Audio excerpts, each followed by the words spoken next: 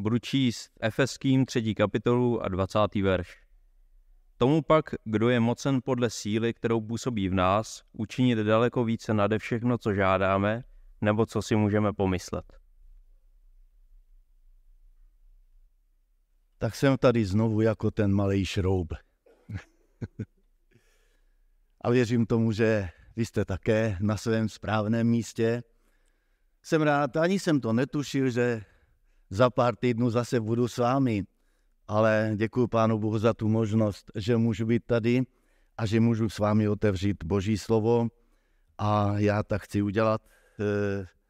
Budu číst nejprve ten základní verš nebo kousíček z jednoho starozákonního příběhu. Je to 2. královská 3. kapitola. 2. královská 3. kapitola, nejprve 9. verš.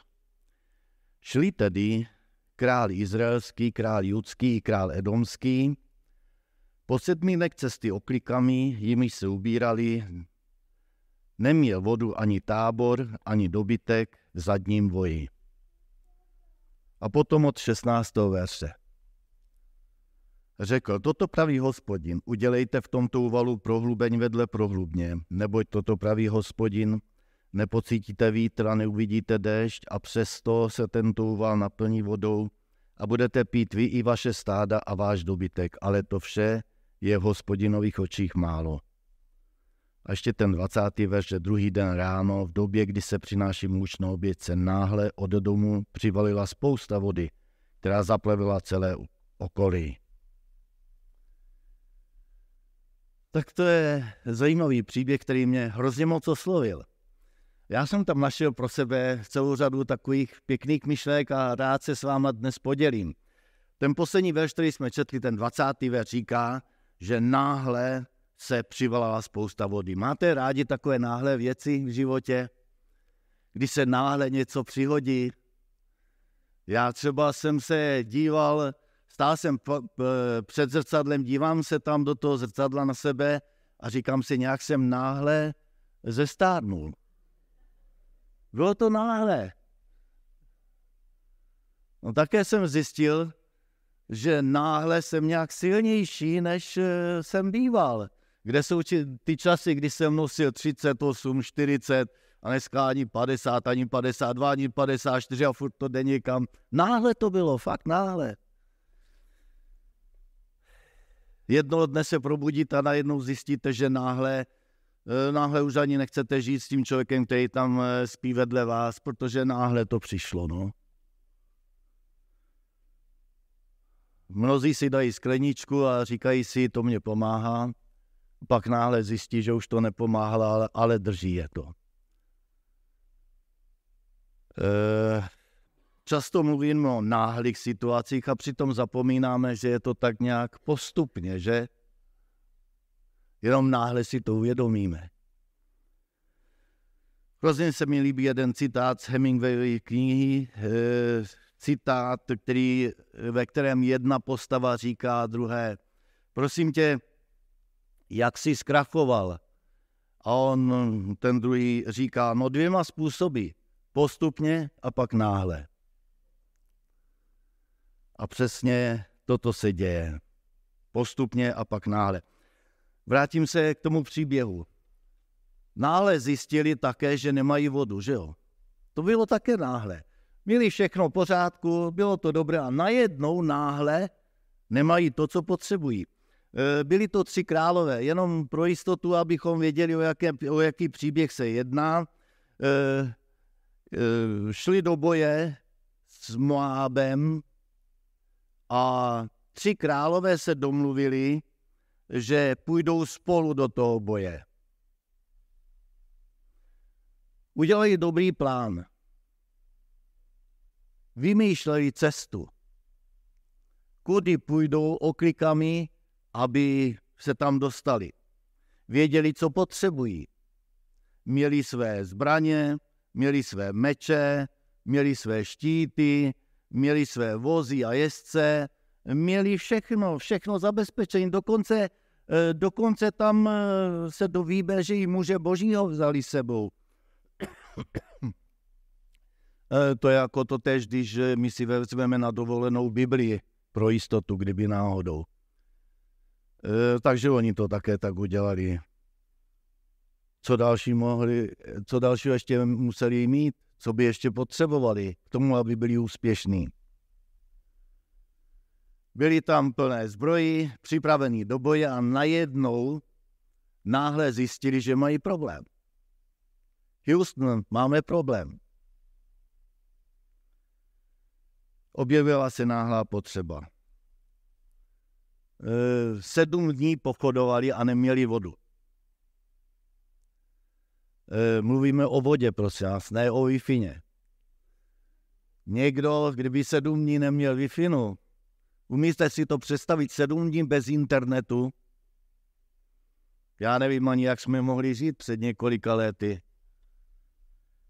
Ale oni fakt měli takovou velkou potřebu. Ale možná, že zároveň si uvědomili, já jsem si jist, že si zároveň uvědomili, že nejenom, že nemají vodu, ale že mají ještě jinou potřebu. Že oni, i když udělali dobré plány a všechno to tak dobře promysleli, že zapomněli i na Pána Boha. A to se nám také stává, že náhle si uvědomíme, že jsme na něj zapomněli. To je obraz života i s Bohem. Najednou. Sice to bylo postupné odvracení se od Pána Boha, postupně zapomínali, postupně neměli na něj čas, nehledali ho. A je zajímavé, že v tom příběhu, když budete sledovat, tak víte, jediné, co si mohli říct v té chvíli o Pánu Bohu, je to, že ten jeden, byl to konkrétně izraelský král, říkal, a Pán Bůh nás sem dostal, aby nám to naložil.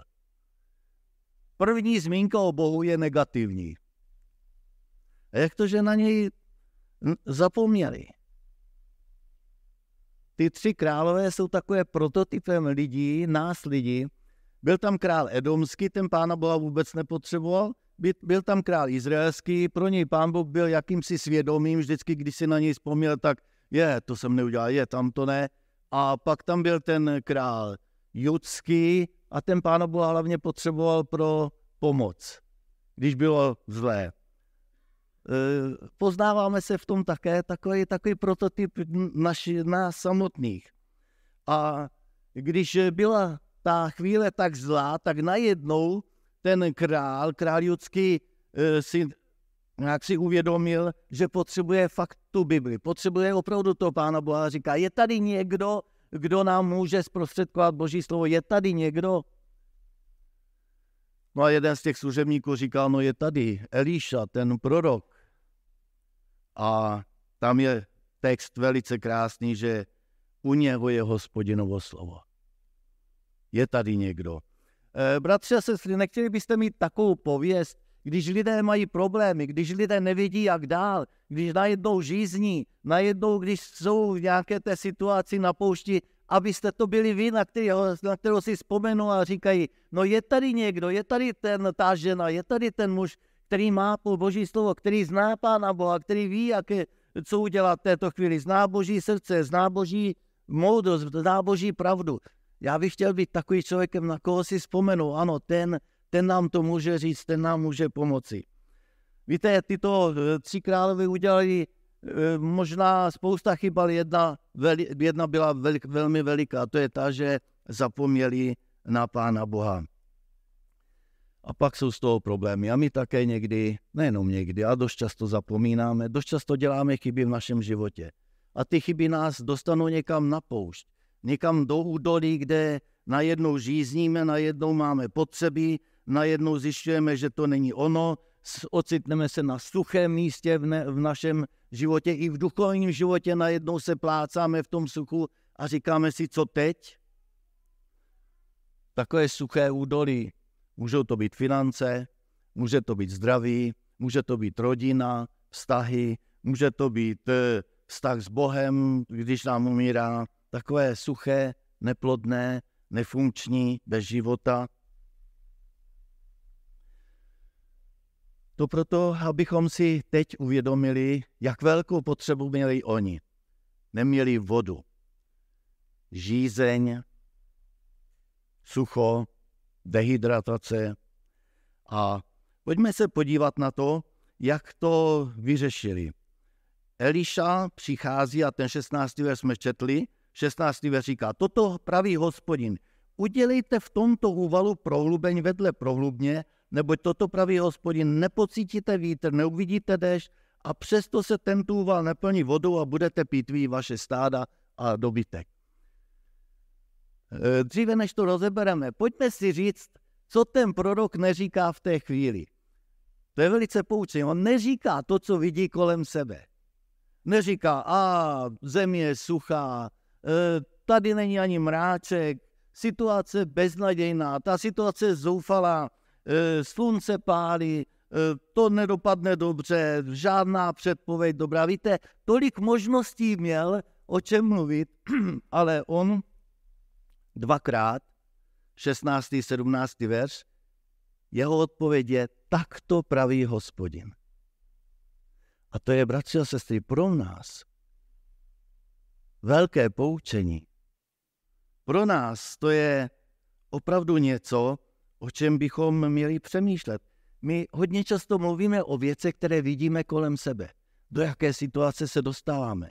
Jaké je tam sucho, jaké je žízeň, jak to bolí, jak to je nesnesitelné. Ale zapomínáme na to tomu přiložit i to druhé, co říká na to Pán Bůh. Měli bychom častěji mluvit o tom, co říká Pán Bůh, než o tom, co vidíme kolem sebe. Možná, že někdy jsme v situaci, když to bolí, a tak bychom měli říct, ano, ano, mě to bolí, ale tak to říká Bůh. Ano, je to těžké, ale tak to říká Bůh. No a co teda říká? Pojďte se podívat do toho verše, co říká, 16. verš. Toto praví Hospodin, udělejte v tomto úvalu prohlubeň vedle prohlubně. Prohlubeň to je jáma. Jiný překlad říká, udělejte jámu vedle jámy. Oni mají jediný požadavek, oni chtějí vodu a Pán Bůh jim říká, no tak kopejte jámy, kopejte příkopy.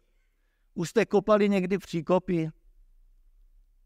Ještě tomu v suchu, když slunce pálí, a ještě tomu, když nemáte ani co pít, žádná voda, jste vysíleni, jste vyždímaný a Pán Bůh říká, teď kopejte teda příkopy.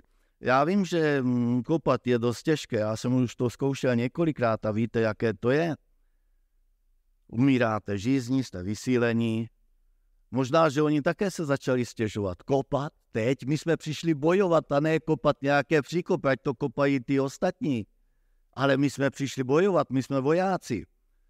Možná naříkali, že půda je příliš tvrdá.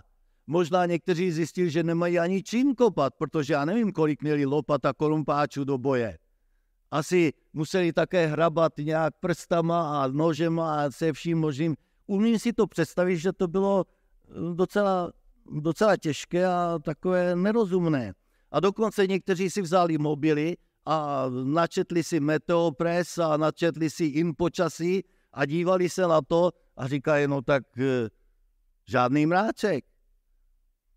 Nic, jenom sluníčko a žádná předpověď o tom, že by někde foukal vítr, přišly mraky a že by pršelo. Možná si někteří říkali, že je čas vyměnit generála, protože špatně velí. Já nevím, ale určitě nadávali a určitě pochybovali. Víte, zdálo se to být tak nelogické na poušti, když nemáte vodu, jenom slunce pálí a teď kopejte příkopy. Proč? Na co? Odkud? Proč? Víte, jak je snadné pochybovat a jak těžké věřit. Už jste to zjistili? Je snadné pochybovat. Máte tomu tolik důvodů a věřit někdy nemáte žádný důvod. Bible říká, a to knize Přísloví, důvěřuj Pána a nespoléhej na vlastní chápání, Přísloví 3.5. Nespoléhej na vlastní chápání. Ale kam mám dát svůj mozek, svoje chápání, svoje zkušenosti, svoje poznatky, ty zákonitosti, které jsem tady osvojil a že nemám na to spoléhat, ale mám spoléhat na Pána Boha. To je naprosto šílené. Tady něco dělat v rozporu s tím, co dává smysl. Je něco ve tvém životě, je v poslední době něco, na co si říkal, Pane Bože, to je těžké, to, Pane Bože, to nemá logiku, to nemá význam. Víme, co by měl dělat Pán Bůh. Měl poslat déšť, měl jim poslat vodu. Když Pán Bůh to uměl, tolik zázraků udělal, ale jim řekl, kopejte. A pak, když dostaneme takový nějaký příkaz, který je nelogický, tak ještě přijde ďábel a on to ještě tak trošku jako podtrhne a řekne nám, jak je to bezpředmětné, že to nikdy nebude dobré, nikdy nebudeš mít pořádnou rodinu, ty nikdy děti neuvidíš zachráněné, ty nikdy nebudeš v průšvihu venku, ty nikdy nevyjdeš z dluhu, ty nikdy nebudeš jiný. On to tak rád dělá. A dostane nás do našeho údolí, děláme chyby. A díky těm našim chybám jsme na suchu. Jsme někde na poušti a ďábel tehdy hodně rád přijde a myslí si, že tam skončíme. Ďábel si myslel, že zemřeš žízní, že založíš ruce a nebudeš nic dělat, že to vzdáš, že se zhroutíš, že budeš plakat, sedneš si a budeš naříkat, jak je to těžké, jak je to nepříjemné, ta moje situace, jak jsem na suchu. A nikdy nepočítal s tím, že poslechneš a budeš kopat příkopy. Vidíte, ďábel neví všechno. On si myslí, že to vzdáš, ale ty to nevzdáš. Já vím jeden jediný způsob, jak se dostat z těch našich údolí, kam se někdy dostaneme, z těch našich pouští. Víte jak? Tady je napsáno 16. verš, toto praví Hospodin, udělejte v tomto údolí prohlubeň vedle prohlubně. Díru vedle díry, jámu vedle jámy. Prosím vás, co to je prohlubeň? Co to je jáma? To je prázdný prostor. To je prázdná díra. To je něco prázdného. Principem kopání, to, co tady je napsáno, je, jestli seš někde v takové situaci, kde je sucho, kde je nepříjemné, kde žízníš, je to tvoje chyba, ale Pán Bůh říká, víš co, udělej mi příkopy, jinými slovy, udělej prázdno ve tvém životě, v tom údolí, kam jsi se dostal, udělej tam prázdný prostor pro boží opatření. Všimněte si, tam je napsáno, udělejte tuto údolí plné příkopů. Naplň toto tvé údolí prázdnotou. Víte, bratře, sestry, a to je moje poselství dnes pro vás. Pána Boha nepřitahuje naše plnost, ale naše prázdnota. Pána Boha se nedotýká naše síla, ale naše slabost. Na Pána Boha nepůsobí naše důstojnost, naše svatost, ale působí na něj naše zoufalství. Jejich prázdnota se stala klíčem k vítězství. Pán Bůh říká, udělej prázdno ve tvém životě. Udělej mě prostor ve tvém životě. Udělej místo ve tvém životě. A to vybrahlé údolí Pán Bůh naplní. To je pro něj maličkost. Může naplnit to prázdno, které mu připravíš ve svém životě. Jenom potřebuje místo. Jen potřebuje kousíček místa, kam to dá, kam přijde, kde to požehná. Tu lidskou pokoru, prázdné ruce, prázdná náruč, prázdné srdce. Já, Pane Bože, tě potřebuju. Já mám prázdno.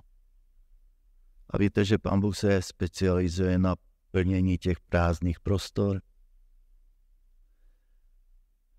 Jsme ve 3. kapitole. Tento příběh je ve 3. kapitole. Udělejte mě prázdno a já to naplním. A ve 4. kapitole je přesně podobný příběh. Eliše se tam potká se vdovou, která co řekla? Nemám nic. A boží poselství pro ní znělo, víš co? jdi a sežeň, vypůjč si od svých sousedů prázdné nádoby. A já to naplním. Nádoby vdovy na olej byly prázdné a naplnily se. Těch 6 prázdných nádob na svatbě také se naplnily. Ježíš je naplnil. Váš problém vyřeším, jenom potřebuji prázdnou nádobu. Pán Bůh se specializuje na tu prázdnotu. Víte, jak začíná Bible? Země pak byla jaká? Pustá a prázdná. A Pán Bůh, když viděl tu pustou a prázdnou zemi, je tam napsáno, že naplnil tuto zemi. Znovu a znovu naplnil. Prázdnota, to je to, co Pán Bůh potřebuje. Udělejte v tom vašem údolí, tam v tom nepříjemném místě ve vašem životě, co nemáte, udělejte příkop vedle příkopu, jámu vedle jámy. Jinými slovy, udělejte tam prostor pro Pána Boha. On tam přijde, on přinese tam to, po čem toužíte, co potřebujete. On naplní to vodou. I to sucho, i to nemožné místo. Sláva může přijít jenom tam, kde opravdu jako bude prázdno. Pán Bůh potřebuje jenom jedno, abychom mu řekli, že nemáme. Ta vdova, co řekla na tu žádost Eliša, co máš, nemám nic. A toto heslo nemám nic, Pána Boha hned zapne a říká, tak já to udělám, já to dám. Síla prázdnoty, nemám nic. Učedníci, když celou noc lovili, snažili se, a pak ráno, co řekli, jakou mají síť? Prázdnou, nemáme nic. Máte něco? Nemáme nic. A ta síť se zase naplnila. Když řekli, nemáme víno, to heslo nemáme, Pána Boha zase přivádí tomu, aby to naplnil. Tady nemáme vodu a on je ochoten to dát. Bratře a sestro, je něco v tvém životě, na co říkáš nemám? Chtěl bys něco, potřeboval bys něco. Když nemáš, to je heslo pro Pána Boha, že on rád přijde a naplní to tvoji prázdnotu. To, když nemáš vodu, když nemáš nic, jak té jedné písni se zpívá, před tvou tváří, Pane, nemám vůbec nic. Blaze těm, kteří hladoví a žízní po spravedlnosti, říká Ježíš, protože oni nemají nic. A když nemají, tak budou nasyceni. Když nemáte vodu, já vám dám. Musíš udělat jenom jednu věc. Udělat to prázdno. Udělej místo pro Pána Boha ve tvém životě. Voda se jinak nezachytí. Kdyby tam neudělali ty prohlubně, kdyby neudělali ty díly v tom údolí, tak voda se přivalí, jak se přivalila, ale prožene se tím údolím a jde dál a nic se nezachytí a i to, co tam bylo, se přece vsákne do země. Když neuděláš nic nebudeš mít. Musíš se na to připravit. Můžeš potom brečet, že nic nemáš. Měli jste už někdy sen, že něco jste měli udělat a vy jste to neudělali? Já třeba, když jsem byl mladý kazatel, měl jsem problémy pořád dělat nové a nová kázání, to bylo těžké a já kolikrát v noci jsem šel spát, pátek večer, to byl nejhorší den pro mě pátek, připravit si kázání, ale zjistil jsem, že hlava dutá, vůbec mě to už nebere, tak jsem říkal, já už jdu spát, moje hlava je unavená, natáhl jsem si budík na 3 hodinu ráno, že budu pokračovat a připravím něco. No a v noci se mě tolikrát zdá sen, že sedím ve sboře a ten, kdo uvádí, říkal, bratr Bajus bude mít kázání a bratr Bajus stál a neměl nic. Hrozný pocit. A někdy, teď takový starý člověk, ale někdy pořád se mě zdá o tom, že jsem ve škole a je nějaká zkouška, test nebo nějaké zkoušky a já jako mám tam něco dát, ale nemám nic. Znáte ten pocit, když nemáte a teď přišla ta chvíle, že to musíš dát. A něco takového tady je. Pán Bůh říká, ale já ti chci dát, ale připrav se na to. Ty se musíš připravit, ty musíš udělat ty příkopy, ty musíš udělat to prázdné místo. Jinak ti nemůžu, kam ti to mám dát? Toto údolí bude naplněné vodou, ale udělejte příkopy, abyste z toho něco měli, jinak nebudete mít nic. Sláva Boží může naplnit tento dům, ale když nebudeš mít připravené to své nitro, když nebudeš tam mít prázdno, tak z toho nic nebudeš mít. Přijdeš a odejdeš a řekneš, no nic.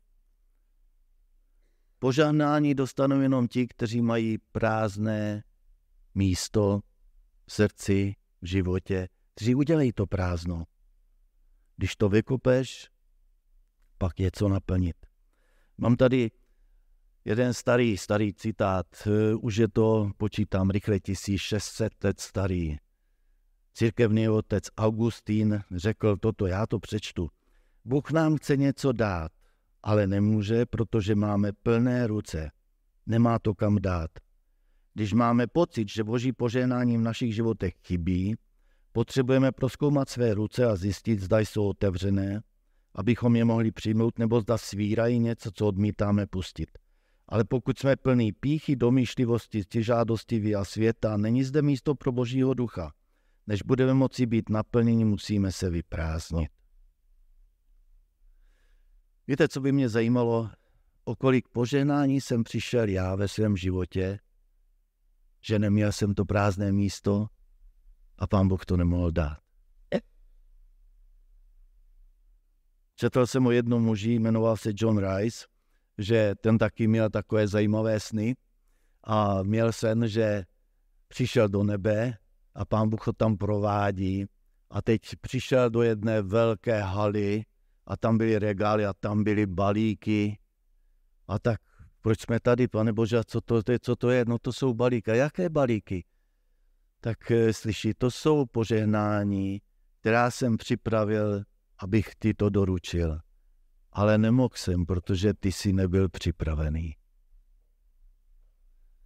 Když jsem to četl, tak jsem se nad tím zamyslel, jestli pak v nebi také setkám se s nějakými balíky nedoručenými a tam bude adresát Jožka Bajus, tolik balíků. A já tady naříkám na poušti a říkám, nemám co pít, nemám nic, život je těžký.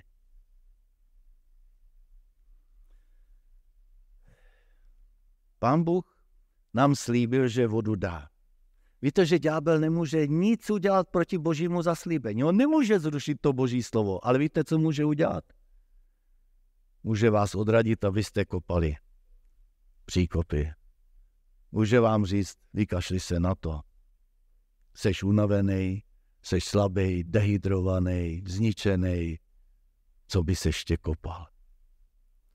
No a teď pojďte se podívat na ten 17. verš, ten je také zajímavý, toho jsme se ještě nedotkli.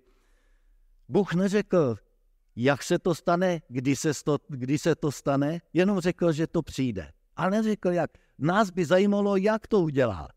Ale on o tom vůbec nic neřekl. Nebudeš vědět kdy, ale přijde. Ale řekl tam jedno zajímavé slovo a u toho se chci zastavit. V tom verši 17. říká, nepocítíte vítr, neuvidíte déšť a přesto se ten tůval naplní. Víte, mě hrozně oslovilo to Boží přesto.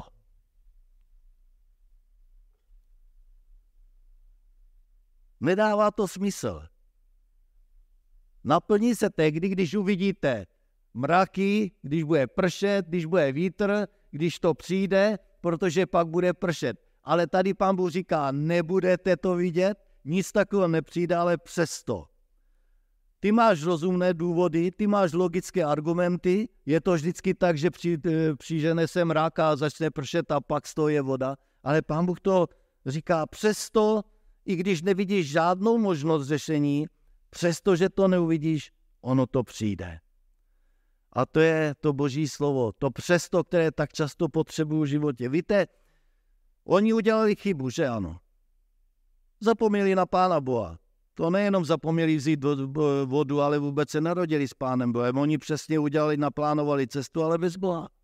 Udělali chybu. A přesto Pán Bůh jim chce pomoct. Přes tvoji chybu. Nebude to podle vašich představ. Bůh nepotřebuje mraky ani vítr. Je to jasné, ale přesto to dá. Máš tvoje problémy, přesto, že si to nezasloužíš. Přesto, že si myslíš, že u tebe to je jiné. Přesto, že si myslíš, že to není tak jednoduché. Přesto, že si myslíš, že je to nemožné. přesto, že nevidíš žádné řešení ve svém životě, přesto, že najednou si nasloucháš a říkáš, to nemá řešení, žádný mrak, žádný vítr, žádná bouře, nic, žádná předpověď, nic, je to nelogické, ale Pán Bůh říká, přesto ti to dám, přesto přeze všechno. Možná v duchovním životě seš slabý, ale přesto ti Pán Bůh to chce dát. Zapomínáš, ale přesto ti to chce dát. V rodinném životě, možná, že seš také tak nějak na suchu, cítíš, že by to chtělo občerstvit ty vztahy. Přesto, jaké to je, přesto přeze všechno Pán Bůh ti to dá. Můžeš mluvit o své finanční situaci, přestože nevíš, odkud by si získal nějaké prostředky, ale přesto ti Pán Bůh může něco zařídit. Přesto myslíš, že tvoje děti jsou na cestě od Pána Boha, nevidíš žádný náznak, že by se vrátili. Žádný mrak, žádný vítr, žádná bouře. Přesto Pán Bůh to může dát. Víte, to Boží přesto je fantastické, že to tady je napsané takto. Můžeš mít problémy se svým zdravím. Lékař může určit jakoukoliv diagnózu, ale přesto Pán Bůh může něco dát. To je to Boží přesto. To je to Boží poselství pro tebe. A toho by si se měl chytit, bratři a sestry. Přesto všechno, jaké to je, jaké to bylo, jak seš na tom, přesto Pán Bůh ti něco slibuje. Přesto. Zeptejte se Abrahama, jaké to je přesto. Víte, co je napsáno Abrahamovi? U Římanům je napsáno 4.18. On uvěřil a měl naději, když už naděje nebylo. To je to přesto. Když už není naděje. Když nemáš čeho se chytit. A přesto Pán Bůh přijde do tvého života a umí to zařídit a ty se budeš tomu divit. Přesto. A najednou přišla voda. Najednou. Náhle. Bylo tolik vody, kolik chtěli. Nežádá moc. Žádá jenom tolik, kolik umíš. Není pod tvojí úroveň kopat? Stát se kopáčem?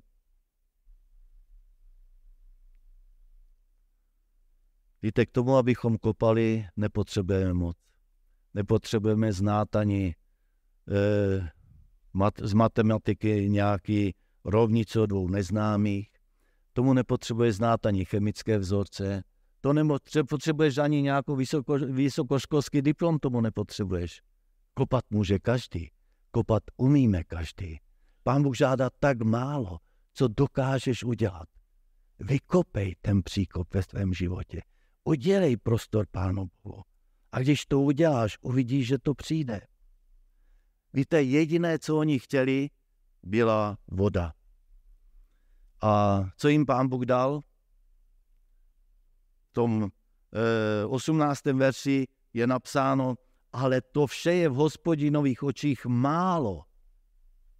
Maličko, to je nic. Pán Bůh ti to může dát a to je tak málo, že on se s tím ani nechce spokojit. On říká, já ti chci dát mnohem víc, nejenom to. To je nic, to je malinko pro mě. To není žádný problém pro mě. Víte, před Pánem Bohem nejsou velké problémy, nejsou velké hříchy, nejsou nějaké beznadějné situace, neřešitelné situace. Před Pánem Bohem není nic nemožného, je napsáno v Biblii. Dám ti mnohem víc, mnohem víc. Oni nechtěli víc. Oni chtěli jenom tu vodu. Ale Pán Bůh je tak laskavý, že jim dává víc, než si zaslouží, než chtěli. Chci vám dát víc, chci vám dát vodu. Dám to, co žádáte, ale dám i něco navíc. To, co potřebujete. Protože něco víc potřebujete. A to je ten verš, který jsme četli. Ten bratr to tady četl přede mnou, Efeským 3.20. Nyní tomu, který je schopen učinit mimořádně hojně dát vše, co prosíme nebo myslíme, podle síly, která v nás působí. A konečně mimo naše největší modlitby, touhy, myšlenky, naděje, dá mnohem víc. Nade všechno víc je tady napsáno. Máš pocit, že to nezvládáš? Ten největší problém pro Pána Boha je maličkost, to je málo. Já ti to umím dát a dám ti. A dám ti přesto, jaký jsi, přesto, co se stalo. Bůh ti říká, mám tě rád, já ti to dám, ale chci ti dát víc. Víš, co to je víc? Pán Bůh slibuje vítězství. Když dočtete ten příběh, já už dál nebudu číst, vy si to můžete dočíst, že dal jim i vítězství. Dám ti vítězství. Čím je pro vás vítězství?